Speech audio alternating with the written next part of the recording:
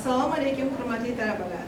Men Turg'unova Gulchehra To'lqinova sizlarga iqtisodiy ta'limotlar tarixi fanida mavzu o'qituvchilar bo'lib hisoblanib, bugun sizlar bilan ushbu fan bo'yicha birinchi mavzuda demak yordam berishga harakat qilaman. Birinchi mavzuyimiz iqtisodiy ta'limotlar tarixi fanini predmeti va o'rganish usullari, feodal jamiyat va feodalizmni yemirish davridagi iqtisodiy ta'limotlari to'g'risida demak sizlarga mavzu darsini bayon etmoqchiman. Ushbu mavzu darsimizda 3 ta rejadan iborat bo'lib, mavzu darsimiz 3 ta rejadan iborat bo'lib, birinchisi iqtisodiy ta'limotlar tarixi fani predmeti va o'rganish uslubiyati. Ikkinchisi qadimgi sharqdagi Gretsiyadagi va Rimdagi iqtisodiy fikrlar. Uchinchisi feodal jamiyatda va feodalizmda yemirish davridagi iqtisodiy ta'limotlar to'g'risida demak sizlarga mavzu darsini yordam berishga harakat qilaman. Globallashuv sharoitida demak iqtisodiy fikrlar tarixini o'rganish iqtisodiyot fanini metodologik poydevor bo'lib hisoblanib, iqtisodiy g'oyalarni jamiyat taraqqiyot bilan bevosita bog'laymiz va ushbu bog'liqlik natijasida tarixiy bilimlarni iqtisodiy tafakkurni rivojlantirishda demak katta ahamiyat kasb etishini demak ko'rishimiz mumkin. Fanning maqsadi iqtisodiy fikrlar evolyutsiyasini o'rganish, tarixiy tajriba asosida zamonaviy iqtisodiy tafakkurni shakllantirishdan iborat bo'lsa, vazifalariga iqtisodiy ta'limotlarning paydo bo'lishi sharoitlarni tahlil qilishi, iqtisodiy g'oyalarni rivojlantirish bosqichlarini aniqlash, har bir iqtisodiy maktablarning o'ziga xosligini tushuntirish bilan demak belgilasak bo'ladi. Fanning predmeti sifatida demak iqtisodiyot tafakkurining tarixiy ildizlari va zamonaviy iqtisodiy nazariyalar o'rtasidagi uzviy bog'liqliklarni ochib berish, ushbu fan turlarida turli davrlardagi iqtisodiy jarayonlar haqidagi qarashlarni, evolyutsiyalarni o'rganish, iqtisodiy g'oya va nazariyalar shakllanishida hamda rivojlanishida qonuniyatlarni tarixiy jarayonlardagi tahlil qilish bilan belgilashimiz mumkin.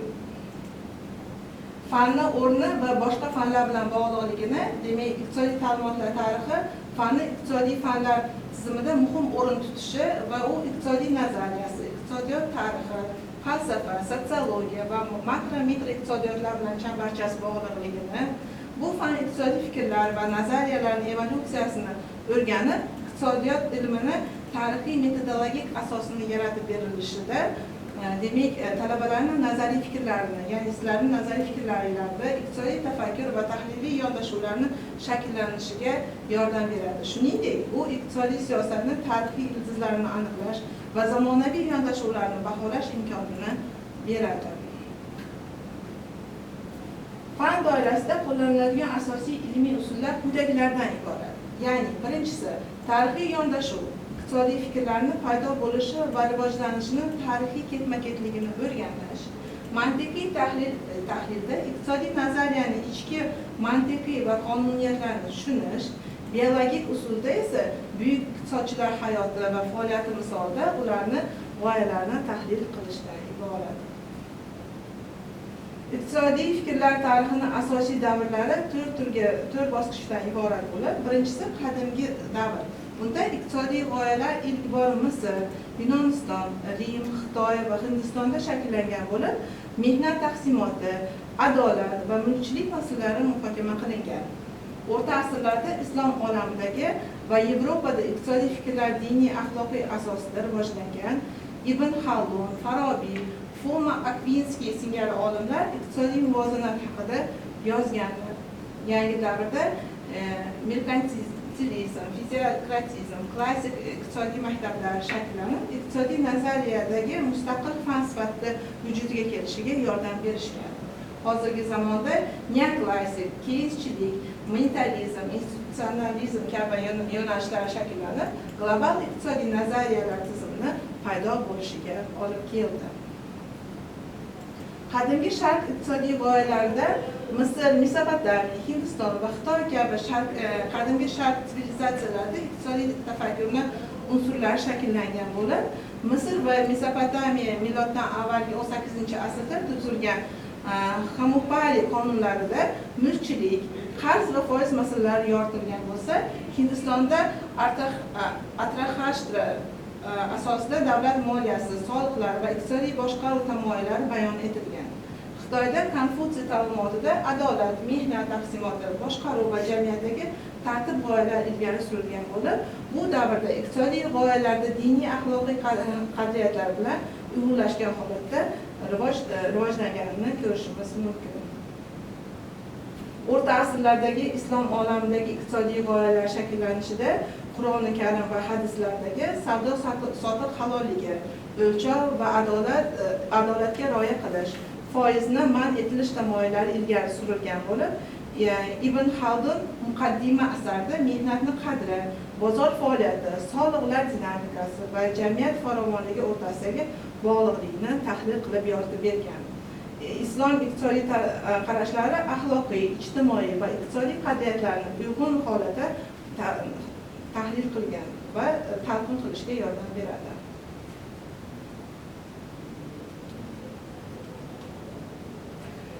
Turli tarixiy iqtisodiy ta'limotlarni jamiyat rivojida ta'sirini quyidagicha namoyon etsak bo'ladi. Ya'ni merkantilistlar milliy davlat siyosatini shakllantirishda tashqi savdo va boylik topish orqali iqtisodiy mustaqillikka erishishni maqsad qilib qo'yishgan bo'lsa, marksistik g'oyalar jamiyatdagi tenglik va adolat tamoyillarini ilgari surib, sinfiy tengliklarni bartaraf etish g'oyasini ilgari surganlar. Iqtisodiy fikr jamoatchilik onglarini shakllantirish, islohotlarni amalga oshirish va siyosiy qarorlarni asosida muhim omil bo'lib kelganligini ko'rishimiz mumkin. Ilmiy maktablar tushunchasi. Ya'ni bizda fizikratlar maktabida barcha boylik manbalari yer va qishloq xo'jaligida hisoblanib, tabiiy tartib, ishlab chiqarish jarayonlari tahlil qilish orqali demak yoritilgan bo'ladi. Klassik maktablarda bozor iqtisodiyoti va erkin raqobat tamoyillari ilgari surilib, bunda mehnat nazariyasi, qiymat kategoriyalari orqali iqtisodiy tahlil qilish jarayonini yoritib beradi. Marksistik maktablari sinfiy kurash va ishlab chiqarish munosabatlarining asosiy tahlil obyekti qilingan bo'lib, bunda tarixiy materializm va dialektik yondashuvlarga tayangan holatida yoritilib beradi. Neoklassik maktablarda cheklangan resurslar sharoitida tanlov va narx mexanizmini o'rganadi. Bunda matematik modellashtirish va marjinal tahlil usullarini qo'llash orqali demak o'zlarini g'oyalarini ilgari surishadi. Metodologik tamoyillar sifatida demak tarixiy tamoyillari, mantiqiy tamoyillari, tizimli tamoyillari va obyektiv tamoyillarni ko'rsak bo'ladi. Tarixiy tamoyillarda har bir iqtisodiy g'oyani o'z davri kontekstida ijtimoiy iqtisodiy sharoiti bilan bog'liq holda o'rganilishi bu iqtisodiy tafakkur rivojlanishini ishchiligini ta'minlaydi deb hisoblasa, mantiqiy tamoyilda nazariy xulosalarni ichki mantiqiy bog'liqligi hisobiga olishi va iqtisodiy nazariyani ilmiy asoslarni kuchaytirish orqali demak erishish mumkin tamoyili sifatida qarashimiz mumkin.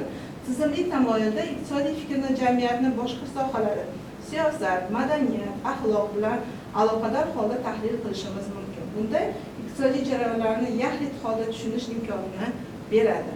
Obyektiv tamoyilda o'tmishdagi iqtisodiy nazariyalarda hozirgi kun nuqtai nazardan xolis baholanib, subyektiv talqinlardan qochish va ilmiy neytrallik ta'minlash orqali yechim topishimiz mumkinligini ko'rishimiz mumkin. Nazariy asoslar sifatida klassik siyosiy iqtisodchilar, ya'ni Adam Smith, David Ricardolar bozor iqtisodiyotini, fundamental qonunlarini, erkin raqobat va mehnat taqsimotining ahamiyatini asoslaganlar. Marksizmda Karl Marx, Friedrich Engels tomonidan jamiyat taraqqiyotini ishlab chiqarish munosabatlari bilan sun'iy kurash asosida tushuntirganlar. Neoklassik nazariyada Alfred Marshall, Wilfred von Paretolar iqtisodiy jarayonlarni marjinal tahlili, ya'ni iste'molchi tanlovi va bozor muvozanati orqali izohlaganlar. Keyinchiliklarda esa John Maynard Keynes tomonidan davlatning makroiqtisodiy jarayonlarni faol rolini, ya'ni bandlik va talabni baholash zaruratini asos qilib olgan.